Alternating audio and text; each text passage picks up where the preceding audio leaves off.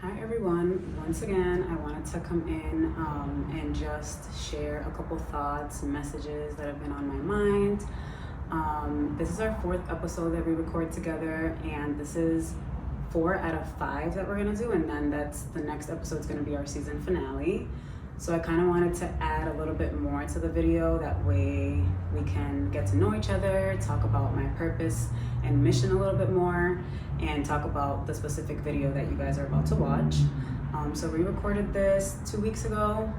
Today is May 5th, so you guys are actually seeing this like kind of in real time for the first time, and that made me super nervous. And I just, over the weekend, I decided I wanted to add more to it. I mean, I think that's the beautiful thing about technology and like doing something that you decide that you want to do. Like, there's no rules, right? So my first big point is that with anything that I do at this stage in my life, I am praying for direction and purpose.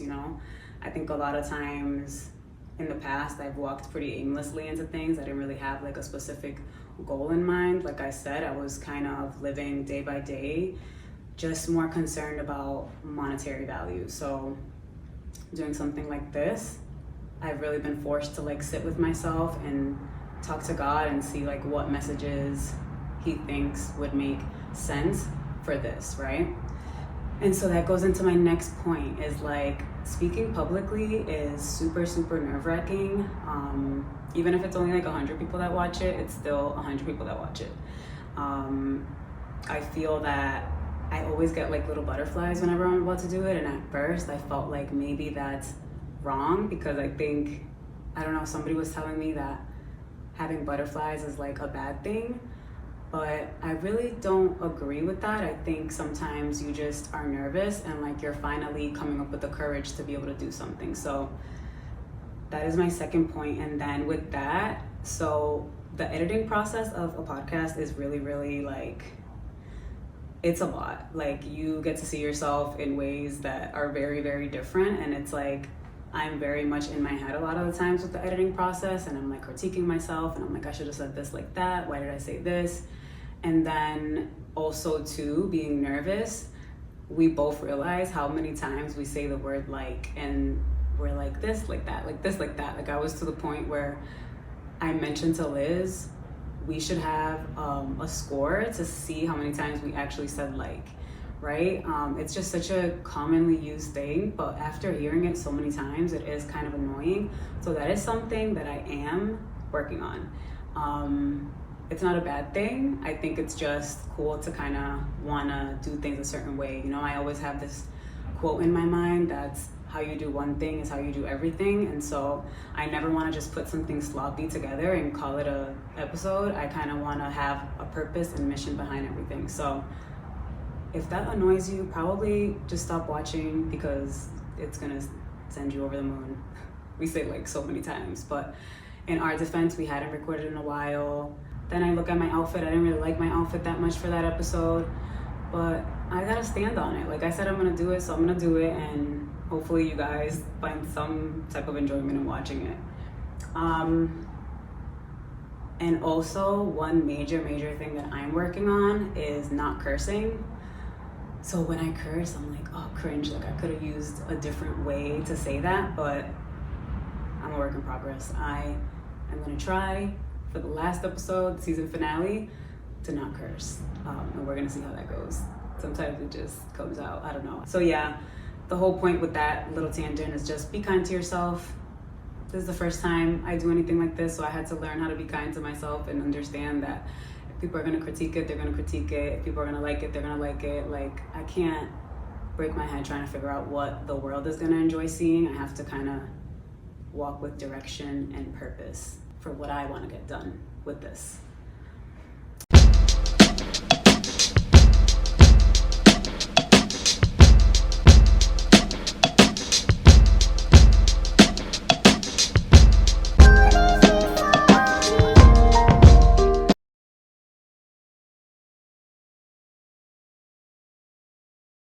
Hello, and welcome back to Another episode of the Blue Lotus podcast. You were trying to do it at the same time as me? Yeah, girl. I was trying to get in sync and we just in and out of sync. So for today, we wanted to give you guys just an update on what our lives have been like since our last recording. We recorded in February. I think that was like Valentine's Day.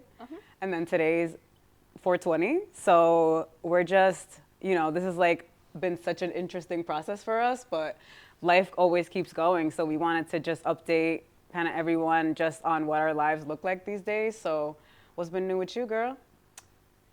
very same old. Same old, new, same old? Same old, new, same old. Yeah, very, very peaceful. So I can't complain. Which peace, I guess, is something new in my life. But I guess that's the plus.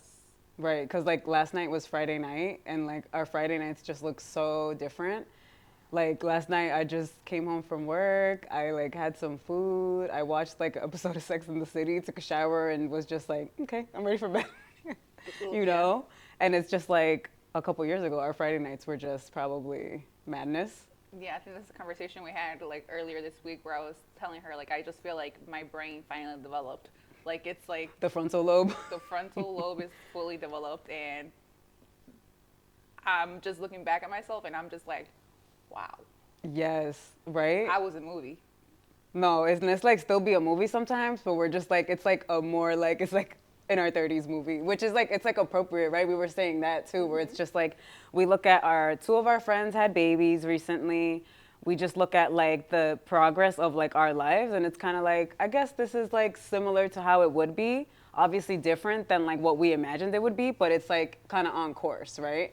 Yeah, or another conversation we had earlier was like 30 back then to me was like, oh my God, like super old. You're done for, you're like washed up, just call it quits. And now it's like I'm 30, but I'm just a kid. Like I'm 10 years old in adult years. Chill. True, because then I'm like, I was telling you, like I read somewhere that like you can't take any serious advice from somebody that has like anything bedazzled, and I'm like, well.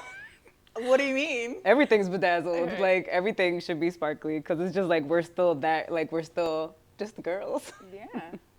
But yeah, no, we're just like, we're in this transformation period, and that's why I kind of went with this theme of like a butterfly, because I just feel like girls do love butterflies, but it's like if we actually look behind the whole process of like what the caterpillar goes through to become the butterfly, it's fascinating to me. Like I'm like, I can't believe we share Earth with like something that does that, right? Right, that, like it clicks that you're like, oh, I really do get the metaphor within like the butterfly, like what it really means. Yes. Like, fly in freedom and just be so beautiful at the same time. Like the process, the beauty in the process. And you can always like, with the caterpillar, I just think it's like fascinating that they just like. What'd you say, I was a moth? Hold the fuck up. I tell you that in confidence. What? Because she had a whole Venn diagram. She said, I'm a moth. I was like, I'm still a cocoon, girl. Hold on. You're out of the cocoon a little bit. Yeah, a little bit. A little bit. My top is out of the cocoon. Yeah. The rest is the flying snack. is kind of, Yeah. You're just there landing beautifully. Looking back. Anyways, back to your beautiful speech of butterfly. Oh yeah, so it's just like we become the butterfly after being the caterpillar, but then before that and in between that, we're in this cocoon. And so I always like was saying recently that I felt like I was just in my cocoon, and this was so scary for me to like get on anything and just talk and express myself, because I was somebody that like I didn't even really express my emotions like to anybody. Anybody, like when I say like was just so closed off and guarded, but because I was just not only was I raised like that, I became somebody just throughout the years that just was so like guarded, and like guarded to the point, I think you do have to still, like you have to guard your heart, but you can't be so guarded that you just don't let anything in, right? And so now I've just like undergone this process of feeling like it's okay to blossom and like become who you were meant to be.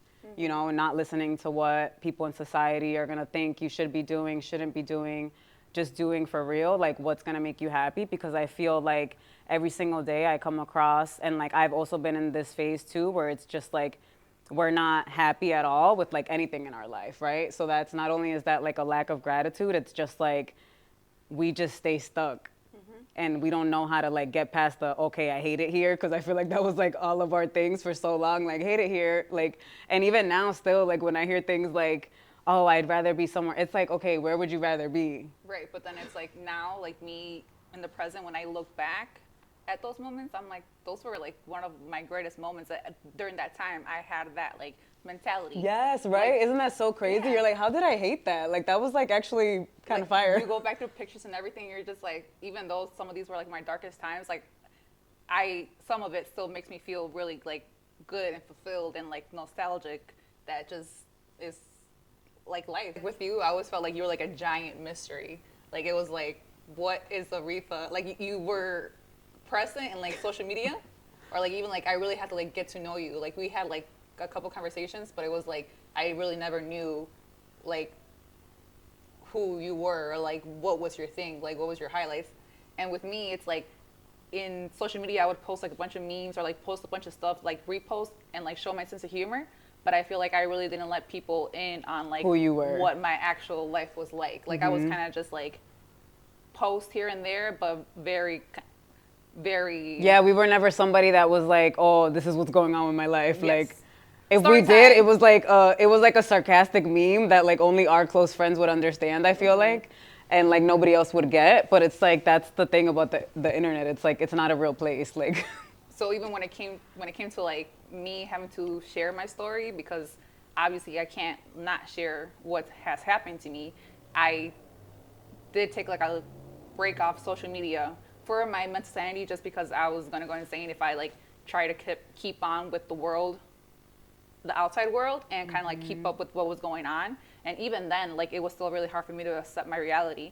But then it's like once you take a break from social media, like you realize the world we're in is the world you're really in. Like if I were to delete every social media, the people that I know from social media would no longer be a part of my reality. It's kind of like plugging yourself out from the video game. It's like, oh wow, like if I don't go on Instagram ever again, like I will never know what he's up to or what she's up to. unless you actually like they're your friends in real life, which is I feel like that's the problem, is like the internet has like created this like false sense of like reality in so many ways that it's like when you go through something like the way that you did, like it's just like that's what makes you realize like, okay, these are actually my people, because it's like, no, you weren't on the internet, but yet we were still there for you know what I'm saying? Like even though you're not on the internet, I think it's just sometimes you forget like those real connections and like how important they are. Especially now for me, I realize like I feel like I don't really socialize as much as I used to.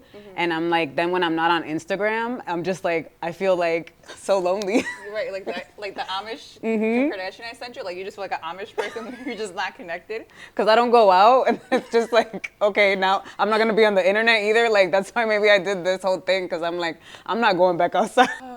Yeah, but no, it's just like adulting, right? Like it's crazy that we're the adults, and I like that's what we were saying earlier. Like I'm like, we are the adults because Eli came with us on this field trip. So yeah, that's always like a cool thing to kind of just see like the cycle of it all. Yes, for sure. So, and then to get on our next topic, I think we kind of wanted to talk about just in what ways we've transformed, right? Like, so physically, right? Like I think when it comes to cosmetic enhancements, anything like that, it kind of ties into like the social media thing, because I feel like even with filters, right? Like we got our makeup professionally done today. Shout out to Malaya. We were just talking today about how like we wanted to look like a filter, but it's like We look like a walking filter. we really look like a Well, walking filter. Rolling filter. Yeah, whatever. rolling for you. And so we had to kind of sit there and think about, all right, the ways that we decided to transform was like, for me, when I got my arm lipo, I was like, okay, this is like the best thing I ever did. And I just like became so much more confident, and it felt very superficial at the time. And I even had somebody that was like, just made me feel like I was making like the worst decision of my life. And You're I was like upgrading your avatar. You I know, was just upgrading my avatar, yeah. And when you need an avatar. But it's like, who cares if that's what I wanted to do to feel good, you know? And I think we do as women, like we have kind of gotten a little bit out of hand with things, but like if that's what you feel like you want to do to make yourself feel better, like go for it, you know? But like, how do you feel like social media plays like a part in all this like everybody wanting to like look perfect. Do you think that has anything to do with it? Like just self-esteem wise? Oh, for sure. It's like, even for me, like I'm 30 years old, and when I first got my first plastic surgery, which were my breasts, I was 18 years old, and that was before I even was on Instagram. It was like 2012, 2013, and like for me, it was like that's what I felt like I needed, because after breastfeeding, I was just like over with, and it's like there was no way, like there was no talking me out of like I need to get my boobs done. Like there was just like I'm gonna do it. I didn't tell anybody. I just went and did it, and came back. You felt great. And I feel great. Yeah. So, but then after that, like, when do you, like, I guess. It's like the opening of Pandora's box, right? Yes, because now you're like, okay, right. What's next? Right, and then social media comes in, and it's like a catalog, like, oh. I could look like this, but I can look like this. And I guess for me, now that I look back at it, it's kind of like your creative part takes over. But for some females, your creativity shows. Yeah. And other ones. And your money too. And your money too. But I mean, I guess. Yeah. Because I feel like that's the thing. But everybody has a different taste, right? So I never want to come off judgmental. Like, whatever you like, I love. Like, I honestly do not care. Like, I'm never like, ooh, what she get? I'm not that girl. Like, I'm just like, if I see somebody, I'm not like thinking about like.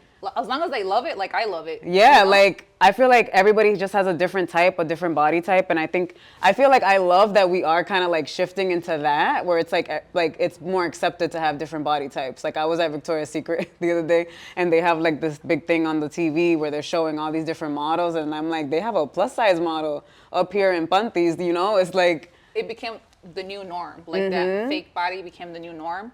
And I guess like it's not really special when everybody else has it, which kind of brings us back to you really do appreciate like a woman's natural beauty. Like I could look at someone's like real teeth and be like, oh wow, you have a beautiful smile, because I know they're real. Or just like a petite body, and you're just like, you're so beautiful the way you come. Yeah. When it's like, and especially I think the bigger thing too is like when you see a girl, like she feels like you could feel that she feels herself and she's confident, and it doesn't matter how she looks. If you're feeling it, I'm like, you know? Right, or like seeing somebody that just got a fresh BBL and like it changed their whole like persona. Like they're just like vibrantly like, I'm so confident I could wear all these things. Like whatever I wear is gonna look bomb on me because I'm happy within myself. Right, but then comes the reality, right? That it's like you're happy for a moment. Yeah. Well, yes. And then eventually you realize that it's like, what am I really trying to fix? Like, why am I really doing these things to myself? Mm-hmm. Is it really because I needed boobs, or is it really because I didn't feel woman enough? Or is it really because I need Jesus? Like, and I need to heal, right? So that's the thing. It's like life is just a process of like different things that we go through, obviously. But it's just, we were saying in the car, I was like, when I have a daughter, I would want her to feel like beautiful no matter what. Like we were saying, like if you pick an outfit out and you love it and you're like, I'm feeling it, we love it. Like now I really like, really do mean it when I like say J. Cole's song. Like there's no reason like to paint what God put his paintbrush on. Like that's what makes you. Like that's what, I mean, I'm not saying that I might not never.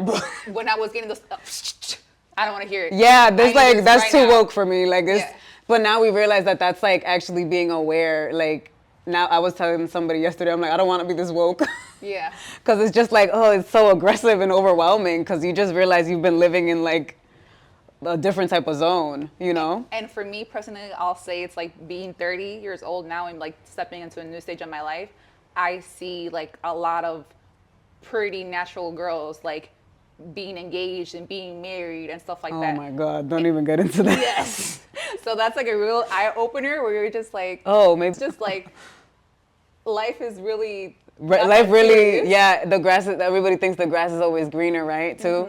That's what we were saying in the car, where it's like, people might see like girls, like, I mean, me, but like you at least, like, and like a couple of our other friends, like everything looks so glamorous and like so fire and popping and this and that. And then it's like, we know them in real life and they're like suicidal ideations every day, you know? Even like with my new acquired injury, it's like the love I have for like what our bodies do for us has like changed. Like, it's like, okay, yeah, my body is not able and like it doesn't work anymore. So it's like, I just appreciate a healthy body more than like anything in the world. And maybe that's where I see like the new like beauty and just God's creation within yourself, which is maybe why my goggles are different from back then when I was like, do whatever you want, girl. Like, I feel like it's more important to understand yourself inside before you start to fix yourself on the outside. For sure. And you know, like Alejandra's mom, she does the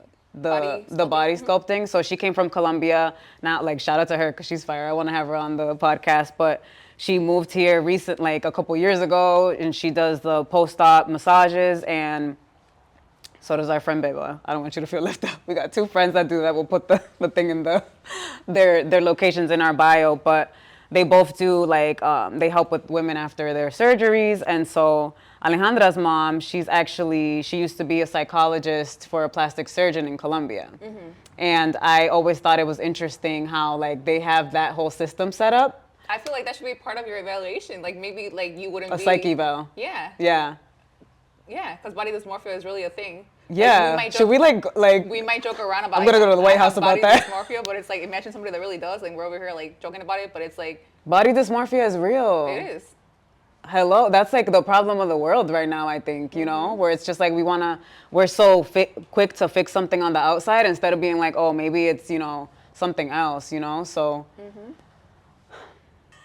Alejandra. His foot. Yeah. How are you guys? Why do you guys look so pretty? Where are you guys at? We're actually on set and we were just talking about your mama. Oh. Yeah, we were just talking about you, your mom, everything. Because we're talking about plastic surgeries. Ali's like, wait, me? No, we're just talking about your mom. Not you, we're not gonna, hi.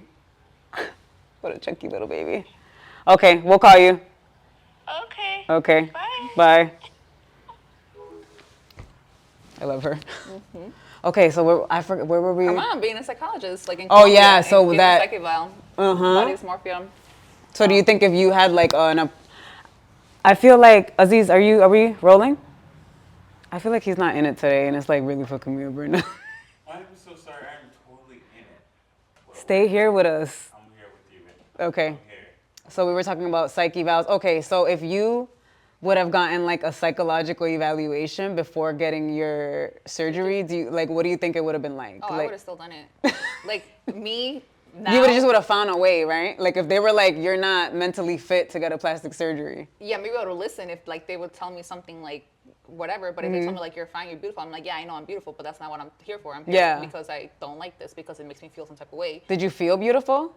I did feel beautiful, but I just wanted a different look. Like for me, my personal taste, like I felt like I always liked like the natural. So it's like even if it's fake, but if it looks natural, like that's the look I was going for. And I felt like I kind of stuck to my script as much as possible. Like I don't feel like I ever went overboard. Like I was always like people had to ask me.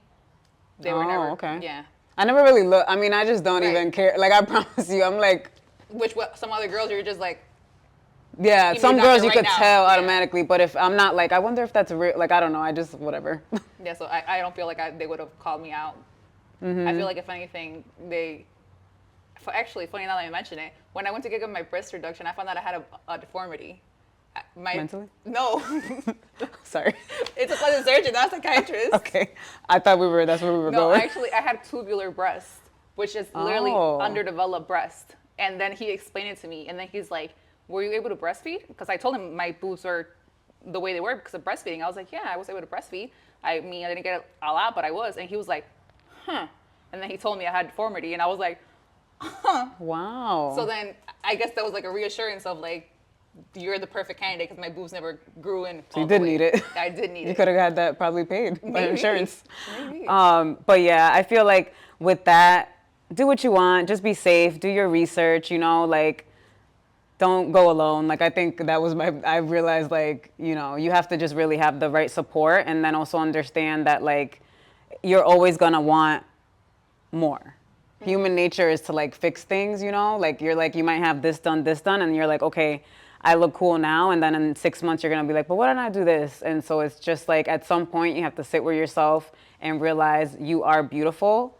And that comes from the inside, right? I think a lot of women are like wanting to like And we were saying that too today. Like, we want to fix everything on the outside, worry about everything on the outside, and not sit with ourselves. And that's the cocoon stage. Like, that's when you have to get in that cocoon, and like, it's dark, but you got to sit there and do the work. And you're going to get there. You're going to be able to find, like, but you have to sit there, right?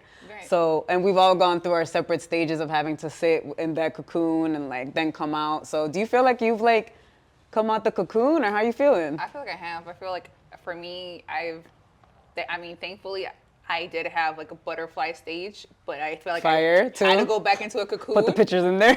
Can you go through that twice? Yeah, butterflies don't live that long, so. I guess. Yeah. So I feel like now it's like a different one where it's like, wow, like I'm real. You're a my different brain butterfly. Is a whole girl. Like my brain is. Wow, isn't that a whole crazy? Person, yeah. And I think about that all the time. I'm like, I can't even believe that I was thinking the way that I was thinking. I mean, we're gonna get into the vulture mentality in the next episode, but just sometimes I'm like, why were you like that? I never thought I would have been like decorating my Bible and like decorating the Bible at all. And you gave me a Bible for my baptism, like. Yeah, like it's just. Are you both baptized? Well, I was baptized right after birth. And I was baptized over the summer. Yeah. Yeah, so that, and she brought me. So, I mean, we went together. Like, Yeah, I was like her godmother. yeah, she was my godmother. Yeah, and so we've just undergone quite a transformation, you know, and I think only God could have done that, for real. I feel like your time will come. Like I was telling her, like sometimes since we're in this process, like when we talk to girls, we kind of just want to be like, just do this, like just, but it's a process that you have to do on your own. Like the butterfly makes her own cocoon when she's ready. And Or he. Yeah. We're all works in progress every single day, you know, as long as you get up and you want to be better than you were yesterday, like God gave you that opportunity, so just do it. But that goes into the Bible verse that we wanted to share. Philippians 1:6. I am sure of this, that he who started good work in you will carry it on to completion until the day of Christ Jesus. And to me, when I read that passage in the Bible, it's kind of like it reminded me that I need to be more graceful with myself because I am God's unfinished project, and I've seen it through. I've seen him through. So it's kind of just like a good like hug, like a spiritual hug of like you're where you're supposed to be. And even though I don't understand things right now, I trust in him that one day I'll just be like, oh, It all makes sense. yeah. Eventually it would all make sense, you know? So always be graceful on yourself and just realize that we are here for another day for a reason. And that's what we want to share for today. Okay, so you want to talk about why this is empty? Yes, because we are officially trying to go sober. Like, I didn't.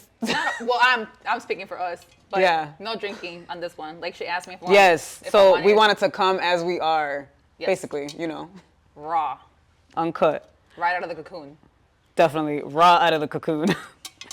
So yeah, we decided today we don't want no liquor. We don't want anything to like. Even if it does make it easier to fly. It does. Well, but then I when you fall. crash, yeah. Then you And crash. I got an injured wing. Then you got an injured wing, and so Back yeah, into the fucking cocoon we go. next butterfly, yeah, because this.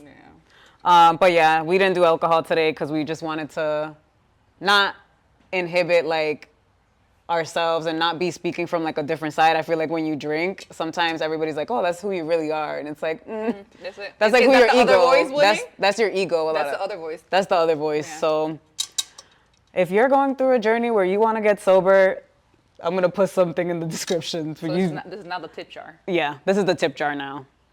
Well, thanks for watching another episode of the Blue Lotus podcast. Like and subscribe, and we'll see you next time.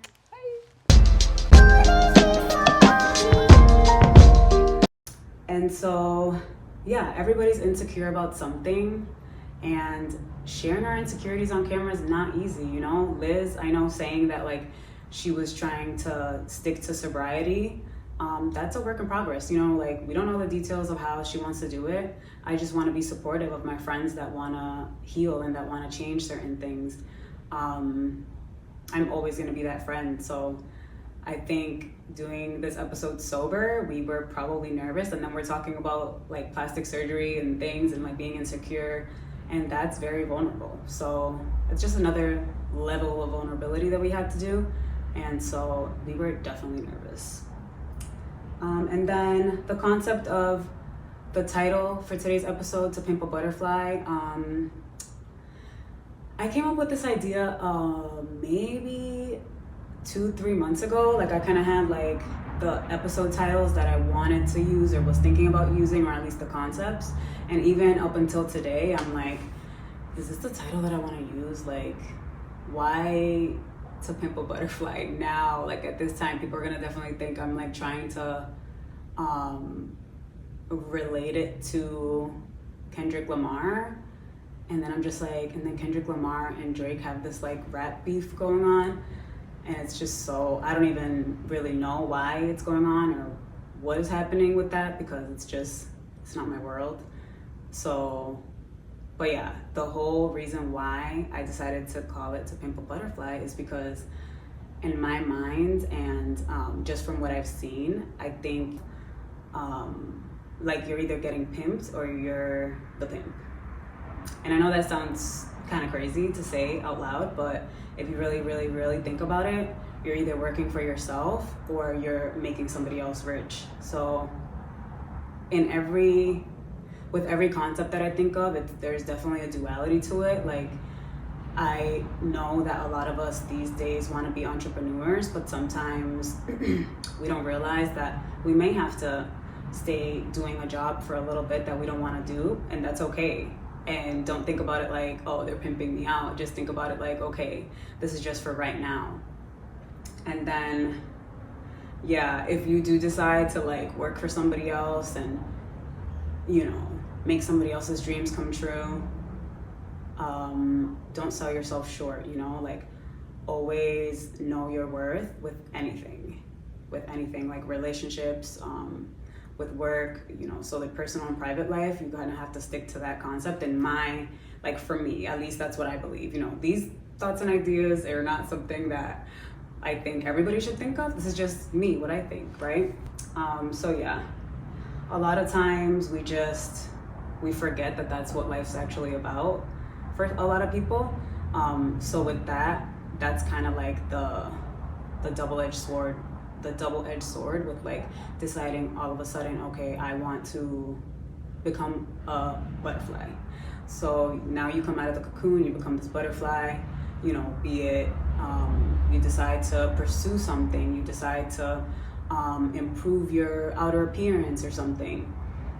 If you did the work that you're supposed to do while you were in the cocoon phase, as you emerge as the butterfly, you should still be taking those concepts that you learned in the cocoon phase with you, and remembering that, you know, why you decided to actually go through the cocoon process to emerge, right? Hopefully that makes sense. But I just don't want anybody that's watching this or anybody in general in life to die a caterpillar because you're afraid of the cocoon process. Like, it's scary to sit in there and scary to just like be alone with your thoughts, and, you know, but those are the times where you're able to connect with yourself, and if you believe in God, and connect with God, right? Like, it's only through the inner work and like that inner process that you're able to actually love yourself, which is the main thing that we need to always remember to do. It really is self-esteem. Like, you can't think that working on the outer is gonna make you feel better inside, because it definitely does not. Like, it definitely doesn't.